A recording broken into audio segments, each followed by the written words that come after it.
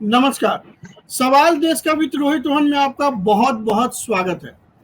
आज का टॉपिक है कि क्या कांग्रेस दिल्ली में इलेक्शन जीतने के लिए टुकड़े टुकड़े गैंग पे आश्रित है, ऐसा बीजेपी आरोप लगा रहा है। क्योंकि कांग्रेस ने बिहार के एक उम्मीदवार यानी कि कन्हैया कुमार को बिहार से, जो बेगूसराय से इलेक्शन लड़ना चाह रहे थे, बेगूसराय में टिकट ना देकर मनोज तिवारी के खिलाफ नॉर्थ दिल्ली से खड़ा कर दिया है।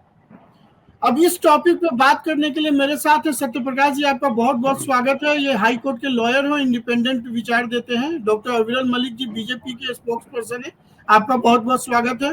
कैलाश कश्यप जी आज कांग्रेस और विपक्ष की आवाज है, आपका बहुत बहुत स्वागत है। और राजीव खुराना जी स्कॉलर हैं और बीजेपी से प्रभावित है, आपका बहुत बहुत स्वागत है। तो दोस्तों, जैसा कि मैंने आपको बताया कि कांग्रेस पे इल्जाम लगाया जा रहा है कि वो फिर से मुस्लिम तुष्टीकरण या टुकड़े टुकड़े गैंग पे आश्रित है दिल्ली में बीजेपी को हराने के लिए। क्योंकि कन्हैया कुमार क्यों फेमस हुए थे ये सबको पता है। 2001 में जो संसद पे अटैक हुआ था, जिसको फांसी दिया गया था आतंकवादी का अफजल गुरु, उसके समर्थन में कन्हैया कुमार ने रैली किया था।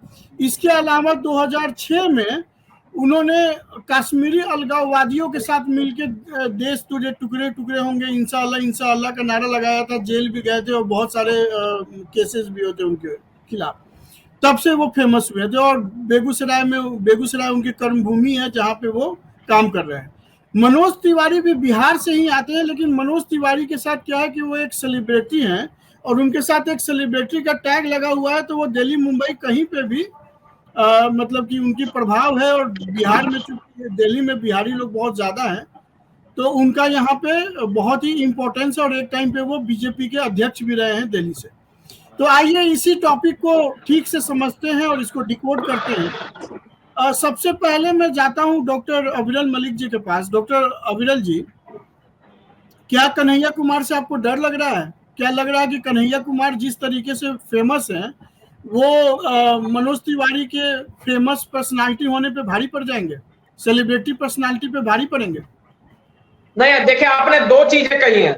एक तो आपने कहा है लग रहा है, और दूसरा आपका सवाल है और आपने कहा है कि वो फेमस है। तो कितने फेमस है वो सबको मालूम है, और किस तरीके से फेमस है वो भी सबको मालूम है। और जहां तक डर की बात है, तो इनके जो राष्ट्रीय अध्यक्ष रह चुके राहुल गांधी, हमने तो नया हरा दिया अमेठी में, ये सबको मालूम है। जो इनका पीएम का उम्मीदवार था उसको हराने का हमने कार्य किया अमेठी में। तो कन्हैया कुमार डर लग रहा है इस प्रकार से तो आप नहीं कह सकते हैं। और जिस प्रकार से हमने जनता के लिए कार्य किया है, जमीनी स्तर पर कार्य किया है, वो सबको दिख रहा है। मनोज तिवारी जी ने अपने संसदीय क्षेत्र के लोगों के लिए जो कार्य किया है वो जमीनी स्तर पर ग्राउंड है। और कन्हैया कुमार ने कौन सा काम किया है? कन्हैया कुमार कहाँ गए हैं? कन्हैया कुमार किस जनता के बीच में गए हैं? किस जनता की समस्या सॉल्व करने का काम कन्हैया कुमार ने किया है? फिर आता हूँ कैलाश जी, मुझे एक बात बताइए कि कन्हैया कुमार में ऐसा क्या गुण दिख रहा है कांग्रेस में जो उनको बेगूसराय में तो टिकट नहीं दे रही है, जहाँ पे वो इतने सालों से क्योंकि कांग्रेस को डिवाइड एंड रूल करना है। साफ सी बात है। मैं आता हूँ अविरल जी आपके पास, कैलाश जी को मौका देते हैं क्योंकि आज विपक्ष की आवाज अकेले हैं वो। तो मैं आपसे जानना चाहता हूँ कि कन्हैया कुमार में ऐसा क्या खासियत देख रही है कांग्रेस जो मनोज तिवारी के खिलाफ खड़ा कर दिया? मैं सबसे पहले तो आप सभी लोगों को बहुत बहुत धन्यवाद। आजकल गोदी मीडिया को आप देख रहे होंगे और भाई साहब जिस तरह से चिल्लाने से आप अपने को स्थापित नहीं कर पाइएगा। कन्हैया कुमार क्या है? मेरी बात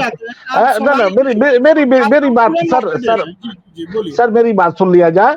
हम लगातार डिबेट को देखते हैं, आप भी देखते हैं, सभी लोग देखते हैं। लेकिन जिस तरह से आज के समय में ये जो कथित तौर पे जो प्रवक्ता बने हुए हैं, जैसे वो गोदी मीडिया भी है उसमें शामिल है, ये चिल्ला करके अपनी बात को रखना चाहते हैं। इनको सच्चाई से कोसों दूर रहेंगे। आज कन्हैया कुमार की पहचान क्या है? मुझे छोड़ दीजिए भाई, दोबारा आपके पास मुद्दे पे ही आ रहा हूँ। जी आपने जो आज टॉपिक रखा है कि कन्हैया कुमार मतलब कि दिल्ली से क्यों, वो बेगूसराय से क्यों नहीं। बिल्कुल। सबसे बड़ी बात है कि कन्हैया कुमार जैसे नेता वो बेगूसराय के। आपकी आवाज म्यूट हो गई है, बोलिए बोलिए। आप अपना आवाज म्यूट कर लिया है आपने कैलाश जी, मैं ऑन नहीं कर सकता यहाँ से, बोलिए। अब आ रही है आवाज? हाँ आ रही है बोलिए। हेलो। हाँ, तो कन्हैया कुमार जैसे नेता, कन्हैया कुमार अकेले नहीं है, कन्हैया कुमार जैसे नेता वो जहां जन्म लेते हैं, और बिहार तो वो धरती है जहां राजेंद्र बाबू जैसे, हमारे सिवान के राजेंद्र बाबू देश के प्रथम राष्ट्रपति बने थे। भाई साहब शायद भूल गए होंगे, उस समय ये बीजेपी का जन्म भी नहीं हुआ था। ठीक लेकिन है। रही बात, आज जिस तरीके से कि दिल्ली में मनोज तिवारी का क्या असर होगा, आपने देखा कि पिछले चुनाव में जब ये हार गए थे विधानसभा का चुनाव, तो रिंकिया के पापा का क्या हाल हुआ था। और एक बात और कहना चाहूंगा कि जिस तरह से आप देखिएगा, प्रधानमंत्री को ले लीजिए, गुजरात से आते हैं लेकिन चुनाव कहां लड़ रहे हैं? बनारस में, उत्तर प्रदेश में। ऐसे बहुत सारे नेता हैं, बहुत सारे नाम हैं कि जो जब मेरा नेशनल आपसे स्तर एक पे। छोटा सा सवाल था, मेरा एक हाँ छोटा सा सवाल एक ही आपसे था। मैं जानना हाँ, चाह रहा हूं कन्हैया कुमार को इस जनता के लिए क्या किया है, उस वोटर के लिए क्या किया है जिससे वो ठीक है। वोट मांगना चाहते हैं और जीतना चाहते हैं। ठीक है सारे सर, खजा उनको बोलने सारे दीजिए। सारे खजाने की चाबी आपके पास है, और आप कन्हैया कुमार से हिसाब मांग रहे हैं कि आपने क्या किया है। 10 साल से बताइए कि आपने क्या किया है। कन्हैया कुमार से कोई हिसाब नहीं मांग रहे। कन्हैया कुमार ने क्या किया वो सबको मालूम है। आपने कन्हैया कुमार ने क्या किया वो सबको मालूम है, मुझे कहने की आपके आवश्यकता नहीं। आपके कथनी और करनी का अंतर यह है कि आप गाय को, एक तरफ गाय हमारी माता है कहते हैं, और दूसरे उसी गाय की हत्या करने वालों से आप चंदा लेते हो। ये शर्म नहीं आती आप लोगों को? हाँ, आप एक तरफ पुलवामा के शहीदों के नाम पे अब वोट चिल्ला मांगते हो। आप रहे हो, अब आप चिल्ला रहे हो, अब आप पाकिस्तान चिल्ला रहे हो, मैं नहीं अब चिल्ला रहा हूं, अब आप चिल्ला रहे हो। पाकिस्तान ठीक से चंदा लेते हो, करनी समझ और में करनी में आप ही अंतर है, वो यही दिख गया, वो 10 यही दिख साल गया। 10 साल करनी और करनी में आपकी अंतर है। के अंदर आपकी कलई खुल गई है। और रही ठीक है। बात इस चुनाव की, चुनाव मैं में आप देखिए, जी के पास दोबारा आता हूँ, मैं दोबारा आता हूँ, आप लोगों ने अपनी बात आप की। सत्य देखिएगा, प्रकाश जी आपको सर, मैं दिल्ली दोबारा के आता हूँ आपके पास, आपने उठाने बात करने में और का। मौका दूंगा। अभी आपके पास दूसरे सवाल के साथ आता हूँ। सत्य प्रकाश जी, दिल्ली में बिहार वर्सेस बिहार क्रिएट किया जा रहा है या कोई और नैरेटिव है इसके खिलाफ? क्योंकि मनोज तिवारी भी एक तरीके से बिहारी वोटर्स को लुभाते हैं, तो क्या कन्हैया कुमार को लाके भी सेम क्राउड मनोज को? तिवारी जी लुभाते नहीं है, विकास करते हैं मनोज तिवारी जी। मैं आता हूँ सर रोहित आपके जी पास। वाह वाह, रोहित जी देखिए, ये भारतीय जनता पार्टी और जो विपक्ष के प्रवक्ता हैं उनकी अपनी अपनी ओपिनियन अलग हो सकती है, लेकिन एक पॉलिटिकल सेफोलॉजिस्ट के नाते अगर मैं देखूं तो दिल्ली में जो पूर्वांचल की आबादी है, जहां से मनोज पूर्वांचल क्या तिवारी और कन्हैया कुमार का इन्फ्लुएंस, भोजपुरिया आबादी जो दोनों पार्टियां मान रही है कि मनोज तिवारी और कन्हैया कुमार को दिल्ली से लड़ाने का मतलब ये है कि पूर्वांचल का जो वोटर है, जो ईस्ट दिल्ली और नॉर्थ ईस्ट दिल्ली, ये 2 सीटें दिल्ली में ऐसी है जहां पे पूर्वांचल का वोटर सबसे अधिक है। अब बात रही कि कन्हैया कुमार और मनोज तिवारी में टक्कर क्या है, तो मैं आपको 2019 के आंकड़े बता देता हूं कि दिल्ली में 60% से अधिक वोटिंग हुई। उस 60% में जो विपक्ष के कैंडिडेट है, कोई भी कैंडिडेट 20% वोट भी नहीं ला पाया, और जो विनर कैंडिडेट है, विनर और रनर के बीच में जो मार्जिन है वो 50% से अधिक है। मतलब 4 लाख वोटों से अधिक से जीता है कैंडिडेट। सबसे बड़ा सवाल यह है कि कन्हैया कुमार दिल्ली में क्या टक्कर दे पाएंगे मनोज तिवारी को, ये तो बात का विषय है, लेकिन कन्हैया कुमार को अपनी इमेज बिल्डिंग पे अभी काम करने की जरूरत है। कन्हैया कुमार की जो एक छवि बनी हुई है, जो एंटी नेशनल छवि, चाहे मीडिया ने बनाई, चाहे भारतीय जनता पार्टी ने बनाई, जिसने भी बनाई, चाहे कन्हैया कुमार ने खुद बनाई, उस छवि से कन्हैया मैं फिर कुमार को आता हूँ सत्य निपटने प्रकाश में जी। भी ठीक है। निपटने में ही उनको कैलाश जी, काफी वक्त जैसा कि लगेगा, सत्य तो प्रकाश टक्कर जी ने देने के बोला, लिए। सत्य प्रकाश जी ने 2 बातें कही। एक कि जो वोट है ऑलरेडी 52% तो बीजेपी का इकलौता वोट है, विपक्ष के पास तो ऐसे ही 20% से ज्यादा का किसी भी पार्टी के पास वोट नहीं है। और दूसरा उन्होंने कहा कि कन्हैया कुमार के साथ तो एक एंटी नेशनल की छवि जुड़ी हुई है, टुकड़े टुकड़े गैंग की छवि जुड़ी हुई है, और ये आज से नहीं है, जेएनयू के टाइम से है।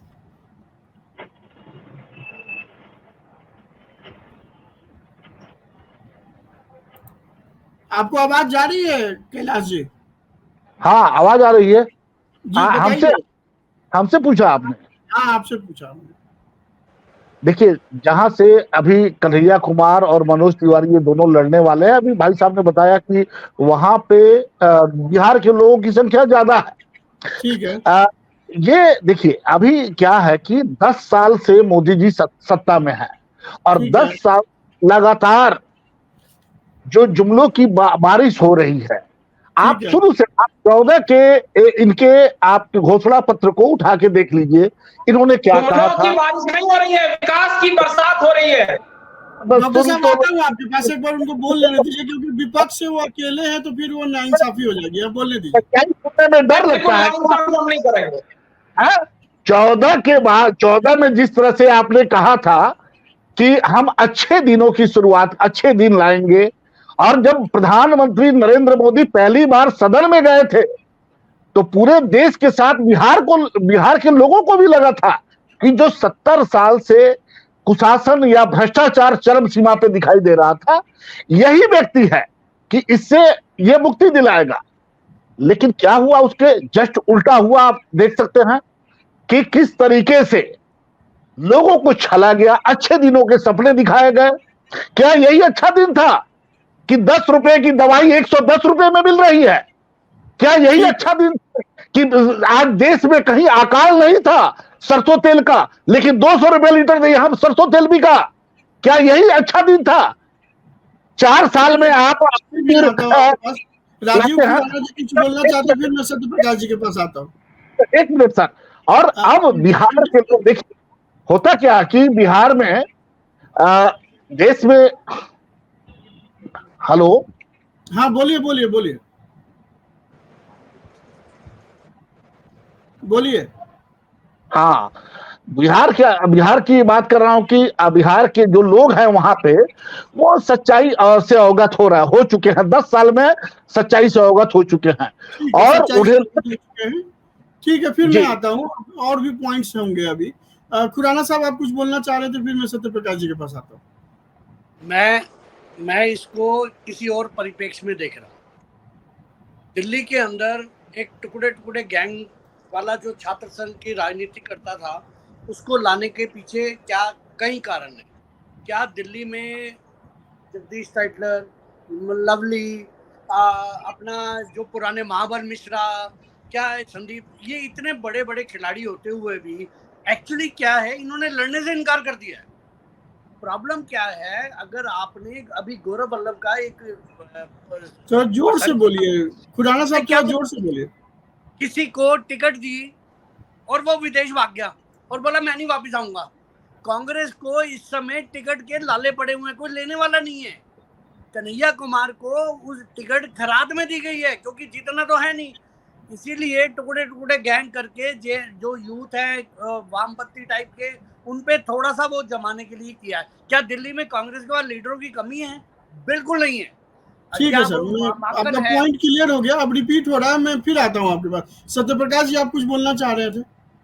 मैं ये कह रहा था कि कन्हैया कुमार को अगर कांग्रेस पार्टी दिल्ली में लेके आई है तो उससे बढ़िया होता कि राहुल गांधी खुद दिल्ली के किसी लोकसभा कॉन्स्टिट्यूएंसी से चुनाव लड़ लिए होते। ठीक है, आपका पॉइंट भी नोटेड। मैं पूछता हूं मैसेज देश में मैसेज तो दे पाते कि राहुल गांधी खुद आके चैलेंज कर रहे हैं। वो या तो बनारस से जाके लड़ते, वाराणसी लोकसभा सीट से, या तो अपनी जो पारंपरिक सीट है अमेठी, वहां से चुनाव लड़े होते। और दूसरी बात, कैलाश जी ने एक बात कही कि गोदी मीडिया और कुछ लोग, तो मैं आपको बता दूं कि जहां तक बात मीडिया पे, बार बार मैं देखता हूं ज्यादातर डिबेट्स में जो इंडिपेंडेंट जर्नलिस्ट बन के आते हैं, विथ ड्यू रिस्पेक्ट, आप एक पॉलिटिकल आइडियोलॉजी को इन्फ्लुएंस होके आप किसी एक पार्टी को बदनाम करते हैं साइलेंटली। ये मुझे लगता है जर्नलिस्टिक, अगर आप देखें तो इंडिपेंडेंटली जो है उस पर भी एक सवाल उठता है। हाँ, नहीं, वो हम समझते हैं। हम मीडिया के किसी भी कमेंट पे इसलिए नहीं जाते क्योंकि वो टाइम वेस्ट करने वाली बात है। मेरा काम है सबको इक्वल टाइम देना, बाकी जस्टिफाई करना और नहीं करना उनका काम है और लोगों को समझने का काम है। ठीक है डॉक्टर अविरल जी, मैं आपके पास आता हूँ।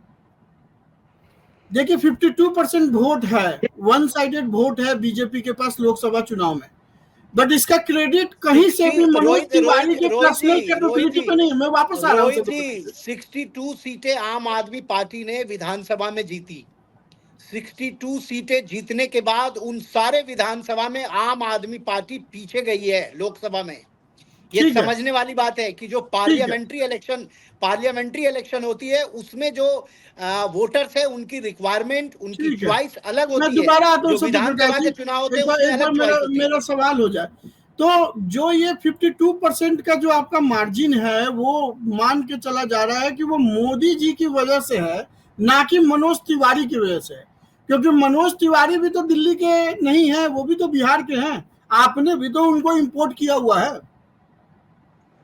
देखिए आज सवाल वो है ही नहीं, सवाल ये है कि दिल्ली में 7 में 7 भारतीय जनता पार्टी जीत रही है, सबसे बड़ी बात ये है। और सबसे बड़ा सवाल ये है कि जनता भारतीय जनता पार्टी के ऊपर विश्वास जता रही है और जनता कह रही है कि अब की बार 500 पार, ये सबको नजर आ रहा है। हम कह रहे हैं अब की बार 400 पार, लेकिन जनता कह रही है कि 400 पार नहीं 500 पार। कन्हैया कुमार एक बड़े वर्ग को भी तो रिप्रेजेंट करते हैं। आता हूँ कैलाश जी।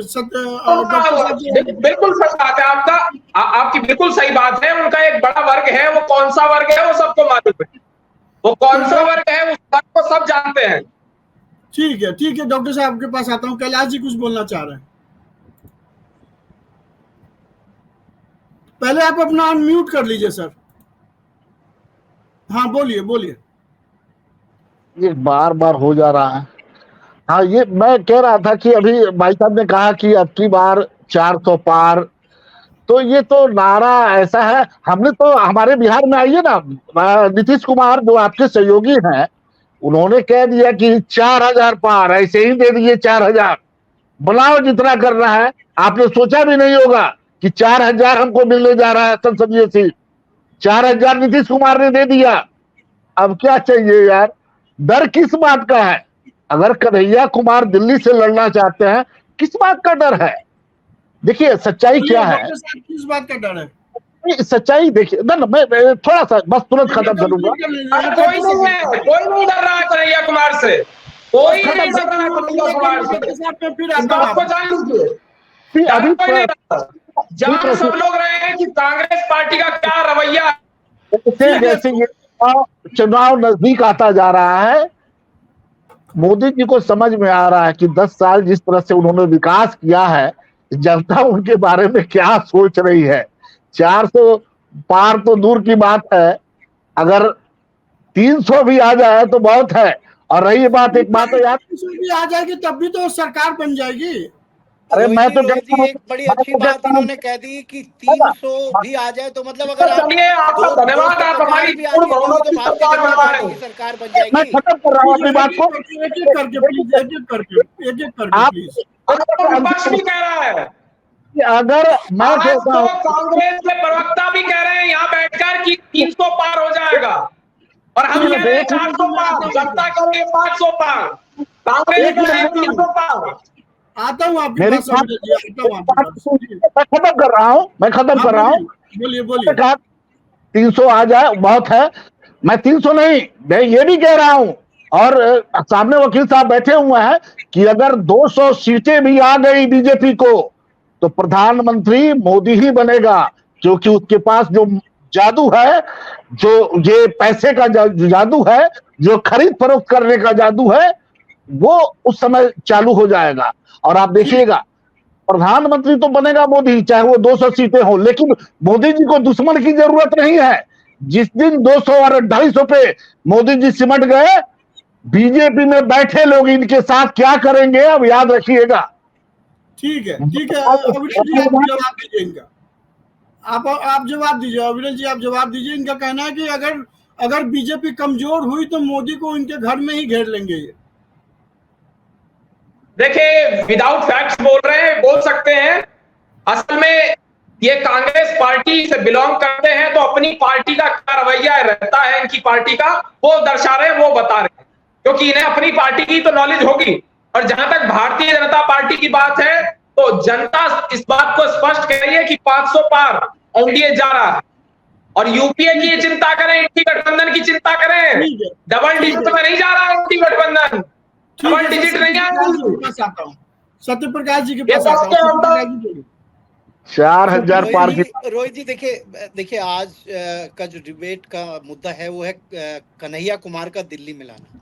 मुझे लगता है कांग्रेस पार्टी और विपक्ष ने पूरी प्लानिंग के तहत केवल एक अटेंशन पाने का प्रयास किया है। ये सिंबोलिज्म की एक प्रयास है, सिंबॉलिक है ये। और कन्हैया कुमार किसी भी परिस्थिति में, जो मैं दिल्ली को जितना जानता हूं, मैं जितना दिल्ली की पॉलिटिकल सिस्टम को और वोटर्स की जो माइंडसेट है उसको मैं समझता हूं, साथ ही साथ जो नॉर्थ ईस्ट दिल्ली से उनको खड़ा किया गया, वहां पे जो अगर आप वोटर्स की संख्या देखेंगे जातिगत आधार पे, तो वो संख्या वहां पे बनिया, वहां पे फॉरवर्ड और वहां पे SC ST इनकी संख्या बहुत अधिक है।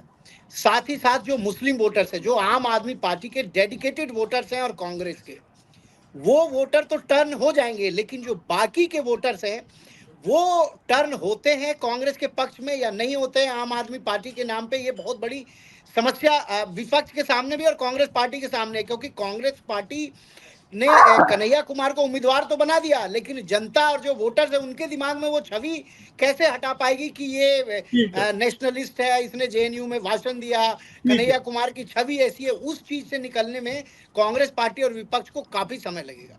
ठीक है, मैं फिर आता हूँ सत्य प्रकाश जी आपके पास। खुराना साहब कुछ बोलना चाह रहे हैं तो फिर मैं कैलाश जी के पास आता हूँ कि नया सवाल के साथ। ये राजनीतिक जो भी बातें करें वो ठीक है। कन्हैया कुमार को सेलेक्ट करके कांग्रेस ने, मुझे तो लगता है वॉक ओवर दे दी है। दूसरी बात, उसके पीछे लॉजिक है। दूसरी बात, क्योंकि कन्हैया कुमार क्या इतने बड़े इलाके में जहाँ पे कांग्रेस के इतने लोग लीडर हैं, लेकिन उनके पास ना तो काउंसलरशिप है, ना उनके पास MLA-शिप है, ना वो आप समझना, वो जो नेता गलियों मोहल्लों में जो आज तक राज करते आए थे, वो कन्हैया कुमार जैसे एक नए लड़के को और JNU से आए हुए को, जिसने इतना कंट्री के उसको यही काट देंगे। तो ये तो वॉक ओवर है सीधी सीधी। ठीक है कैलाश जी, आप क्या कहना चाहते हैं? इनका कहना है कि वॉक ओवर है। और दूसरा मेरा सवाल आपसे है कि क्या कन्हैया कुमार को लाके एक तरीके से मुस्लिम वोट और तुष्टीकरण की पॉलिसी खेली गई है? कैलाश जी बोलिए, आपकी आवाज आ रही है। फ्रीज हो गए हैं। मुसलमान इतना बेवकूफ नहीं है, आज के समय में मुसलमान इतना बेवकूफ नहीं है कि वो कन्हैया कुमार को वोट दे देगा। मुसलमान सब कुछ जानता है, मुस्लिम भाई सब कुछ जानते हैं, वो देशभक्त हैं, वो कन्हैया कुमार को पसंद नहीं करेंगे। रोहित जी, भारतीय जनता पार्टी ने केवल नॉर्थ ईस्ट से ही नहीं, ईस्ट दिल्ली से भी जो उम्मीदवार बनाए हर्ष मल्होत्रा को, आप उनका बैकग्राउंड देखिए। बहुत सोच समझ के उम्मीदवार भारतीय जनता पार्टी ने बनाए इस बार, जहां पे भी पूर्वांचल के वोटर्स का इन्फ्लुएंस है। हर्ष मल्होत्रा गौतम गंभीर की जगह में आए, और गौतम गंभीर जो कि एक स्टार थे। गौतम गंभीर को कौन नहीं जानता इस देश में। और उसकी तुलना में अगर आप कन्हैया कुमार को देखें, जो कांग्रेस पार्टी मानती है कि कन्हैया कुमार भी एक स्टार है, और जनता ये मानती है कि कन्हैया कुमार का जो भाषण है और जो इनका बैकग्राउंड है वो एंटी नेशनलिस्ट है। ये समस्या से अगर निपट पाएगी कांग्रेस पार्टी तो ही टक्कर दे पाएगी, अदरवाइज ऐसी कोई संभावना नहीं दिखती कि कन्हैया कुमार मनोज तिवारी को टक्कर दे। मनोज तिवारी की रोज एक चीज मैं ऐड करना चाहूंगा, मनोज तिवारी की स्थिति उतनी अच्छी नहीं थी। मैं आपको ये भी बता दूं, आप आज से 2 महीने पहले की जो खबरें देखें और वहां लोगों की जो ओपिनियन देखें, शायद मनोज तिवारी की स्थिति उतनी अच्छी नहीं थी जितनी अच्छी कन्हैया कुमार की एंट्री के बाद होगी। ठीक है, तो कैलाश जी आपका कनेक्शन कट गया, तो मेरा सवाल आपसे था कि कन्हैया कुमार की जमानत जब्त होना तय है इस बार। ठीक है सर, ठीक है, मैं आता हूँ आपके पास। तो कैलाश जी, मैंने आपसे एक सवाल पूछा था, पहले मेरा सवाल सुन लीजिए, फिर आप अपना भी जवाब दे दीजिएगा कि क्या मुस्लिम तुष्टीकरण के चक्कर में उल्टा गेम हो गया? जहां पे मनोज तिवारी कमजोर थे, वहां पे एक तरीके से फिर से वोट का पोलराइजेशन हो गया बीजेपी के फेवर में, क्योंकि कन्हैया कुमार का जो छवि है वो सिर्फ मुस्लिम तुष्टिकरण का नहीं है, वो देश विरोधी भी है। देखिए, ये विरोधी जो बना, ये डबल आवाज। आप ही की आ रही है डबल आवाज। हाँ बोलिए बोलिए। जिस तरह से जो प्रस्तुत है या आज आप देख लीजिए कि पिछले जो जहां भी सभा हो रही है, क्या उस देशद्रोही को सुनने के लिए वो भीड़ इकट्ठी हो रही है? आज बंगाल में जब आपकी सभा होती है, बीजेपी की सभा होती है, तो वहां लोग दिखाई नहीं देते। क्यों नहीं दिखाई देते? क्या बंगाल के सारे लोग देशद्रोही हैं? ऐसा नहीं। मेरा इसी में एक काउंटर क्वेश्चन है बिहार से। आपको याद होगा, बहुत सीनियर जर्नलिस्ट हैं, एक सेकंड सत्यप्रकाश जी, राम नाईक को गोविंदा ने हरा दिया था। आपको याद होगा, राम नाईक को गोविंदा ने हरा दिया था। राम नाईक की सभा में लाखों की भीड़ आती थी उस समय महाराष्ट्र में, ये खबरें आती थी, ये मैंने पढ़ी है। तो भीड़ अगर वोट में कन्वर्ट हो जाए, और वो भी आज के समय में, ये कहा नहीं जा सकता, भीड़ वोट में कन्वर्ट नहीं होती है। ठीक है, सवाल कर रहे हैं। मेरा एक और पॉइंट है कैलाश जी, आप मैं नाम लेना नहीं चाहता हूँ क्योंकि नाम ऐसे लेना किसी का भी प्रोग्राम में ठीक नहीं है। एक महिला बहुत ही यंग लड़की बिहार में इलेक्शन लड़ने आई थी, एक राजद के ही नेता के बेटी थी, और फिर उन्होंने लास्ट में इलेक्शन के बाद एक स्टेटमेंट दिया था कि जितने लोग मेरे साथ घूमते थे, जो मेरे पैसे पे खाते थे पीते थे, उतना भी वोट मुझे नहीं मिला। तो ये तो हाल है भीड़ का। तो भीड़ कैसे इकट्ठा हो रहा है, वो तो इसके लिए तो बीजेपी को आप गाली देते आए हैं कि बीजेपी इवेंट की कंपनी है। तो आज आप भीड़ के भरोसे कैसे हैं? तो ना, हम भीड़ के भरोसे नहीं है। देखिए, भीड़ के भरोसे ये बीजेपी का काम है, वो पैसे दे करके। अब तो सोशल मीडिया का, कल तक जो मोदी जी का हथियार हुआ करता था सोशल मीडिया, आज देखिए कि उनके गले की फांस बना हुआ है।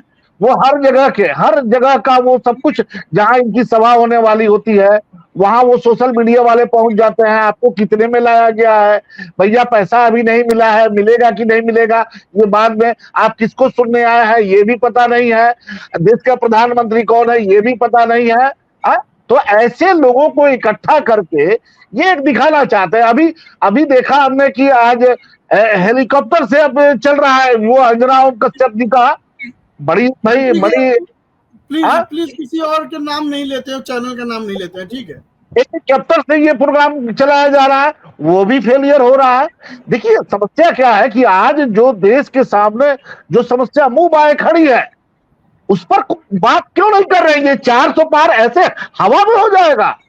आप देश 400 पार हवा में हो जाएगा डॉक्टर अविरल जी, 400 पार हवा में हो जाएगा।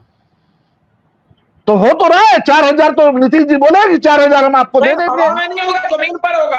अब सुनिए, क्योंकि हमने काम किया और वो दिख रहा है। जो हमने योजनाएं चलाई है, जन कल्याणकारी योजनाओं का लाभ सीधा मिला है। बिचौलियों को हमने खत्म कर दिया है, भ्रष्टाचारियों को जेल भेजा गया है, वो सबको नजर आ रहा है। और भ्रष्टाचार जो किया जाता है वो भी सबको दिख रहा है। किन लोगों ने किया वो भी दिख रहा है, और किन लोगों के घर में पैसे मिलते हैं वो भी दिख रहे हैं। हम सत्ता में होने के बाद गरीब है, और ये विपक्ष में होने के बावजूद अमीर है।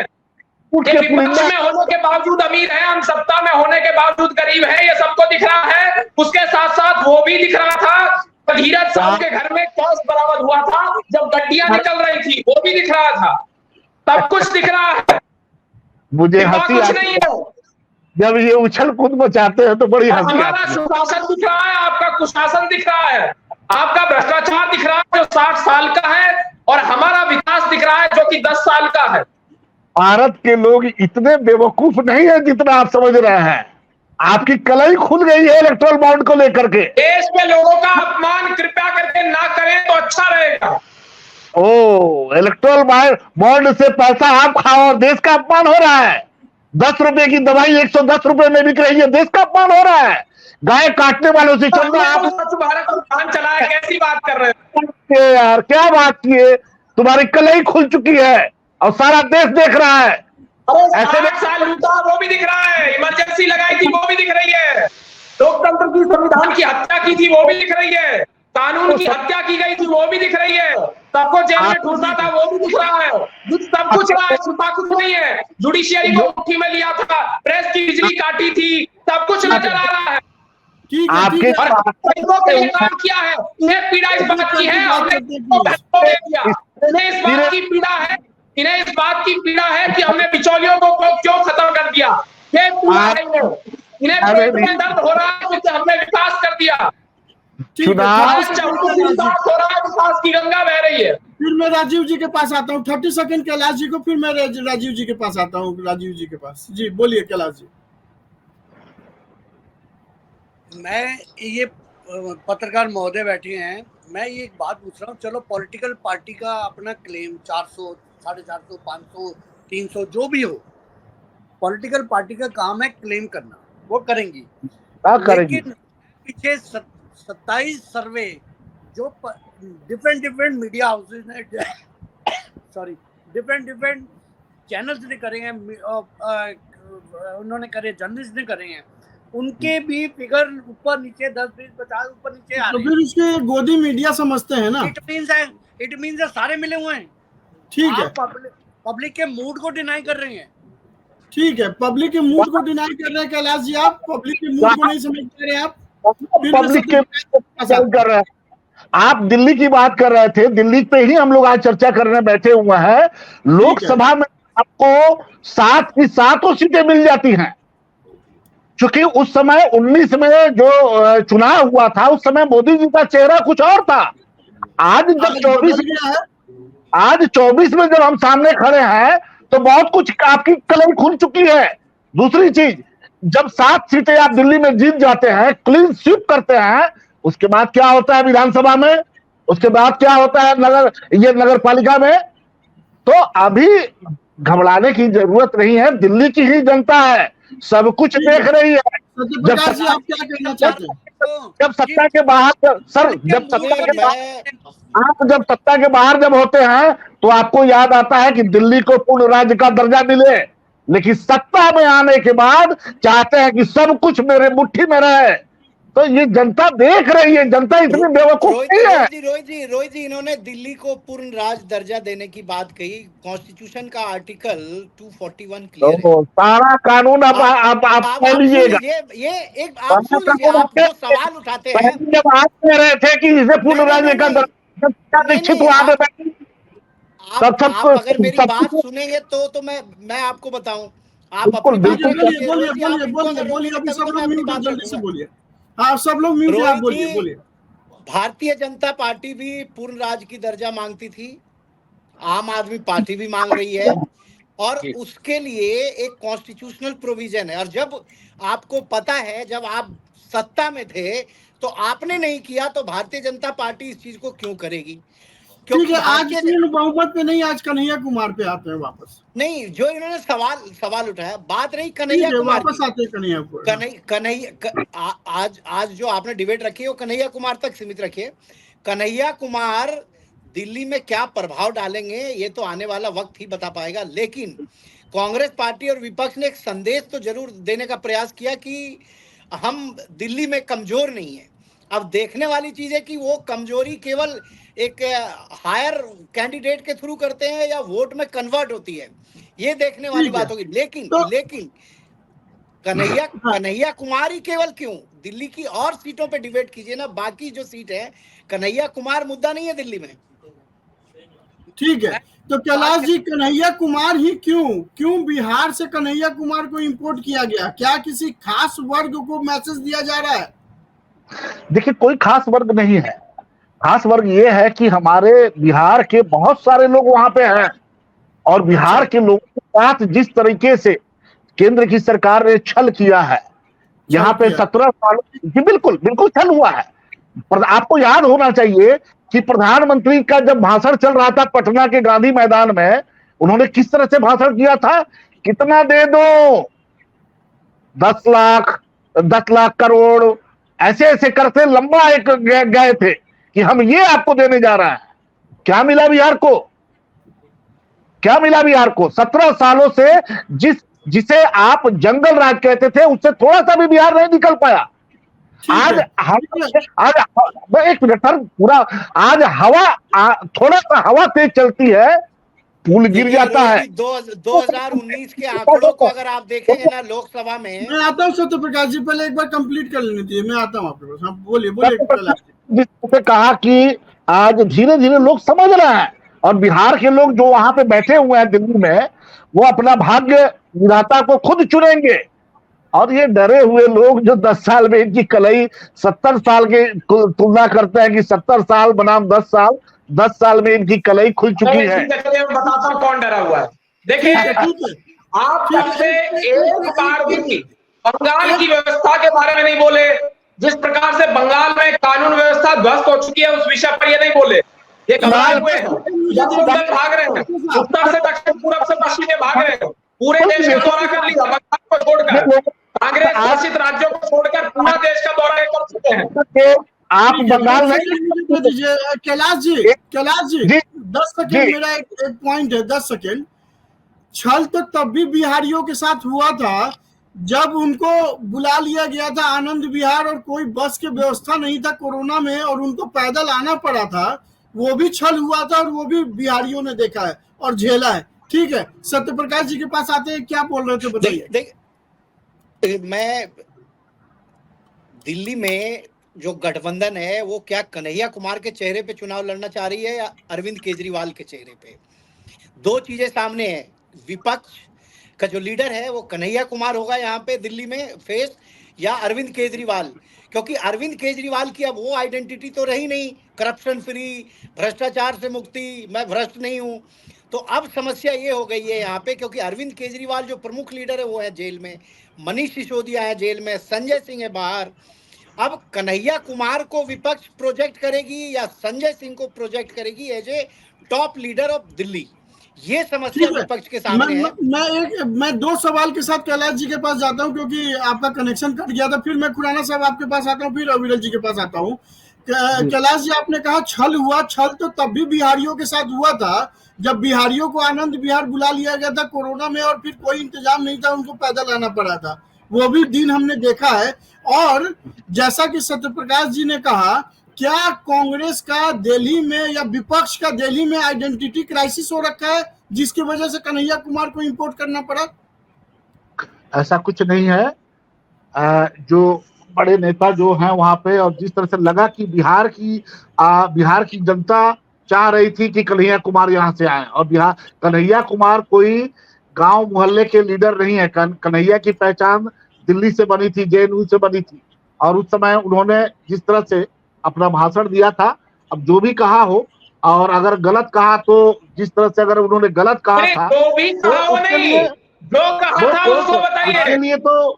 तो कोर्ट है। अरे यार, क्या फिर हल्ला बीच में करने लगे? अब अंग्रेजों के पीछे रहने वाले लोग अगर इस तरह से बोलेंगे तो ऐसे मत बोलिए।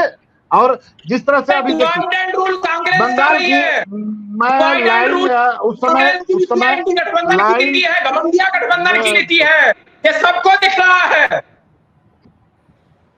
ठीक है, खुराना साहब आप कुछ बोलना चाह रहे हैं? मैं मुद्दे पे आ रहा हूँ, इनमें इन पॉलिटिकल लोगों की बहस में नहीं आ रहा।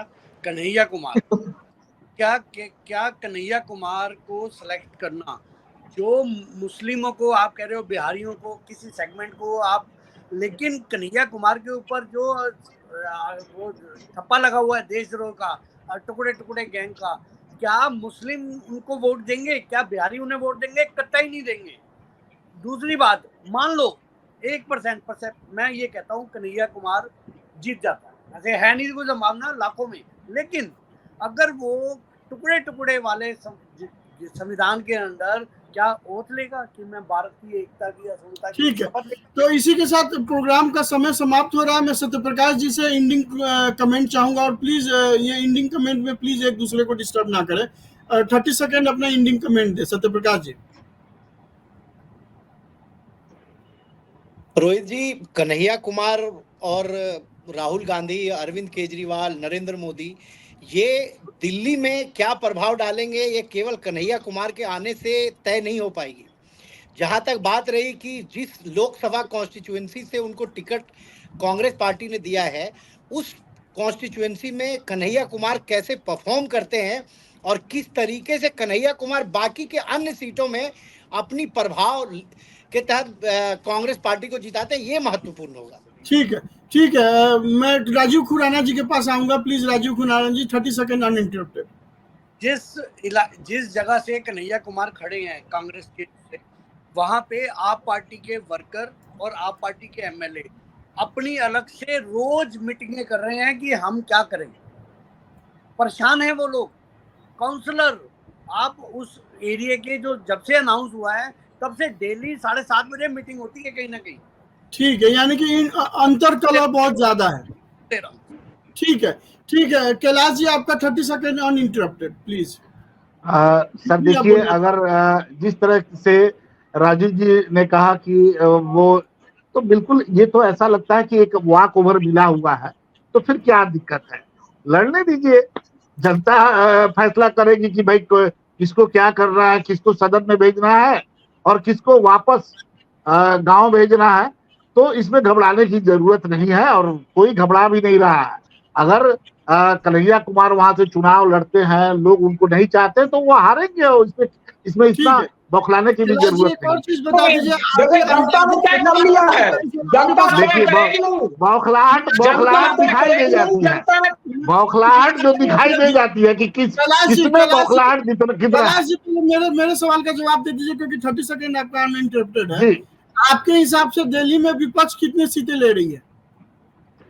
देखिए, अभी लगभग 14 दिन में दिल्ली में रहा, लोगों से बातचीत हो रहा था। मैं भी कुछ इलाकों में जहां मेरे अपने लोग हैं, मैं उनके यहाँ भी गया हुआ था, बातचीत हो रहा था और उसमें बीजेपी के कई लोग थे। बीजेपी के लोगों से बातचीत हुई हमारे यहाँ।